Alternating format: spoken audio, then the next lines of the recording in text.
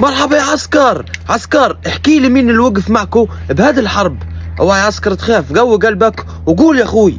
بس انا بتوقع يا عسكر اللي واقفين معكو هدول اللي بيحكوا حنا الرجال وحنا الزعامة وحنا الهيبة ومش الهيبة، لانه في المسلسلات والافلام بيجوا انهم هم تعونوا الفزعات ومش تعونوا الفزعات، صح ولا لا؟ للاسف لا، مش هم. طيب حتى الجماعة هدول لانهم هم بالافلام بيجيبوهم هم اوعى ياض ومش اوعى ياض، وبيجيك واحد بيقول لك الرجولة مش قطع غيار، ياض ومش ياض وابصر ايش وما اعرف ايش. كمان هدول ما وقفوش معكو، عن جد اشي غريب. برضه هدول كمان لا، مع انهم اقرب ناس علينا. طيب يا اخوي فتح دنيك معاي وانا الحين بدي احكي لك مين هم اللي واقفين معنا.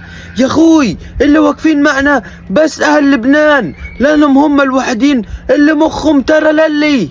بس هدول الجماعة اقسم بالله انهم جماعة اساطير يا زلمة.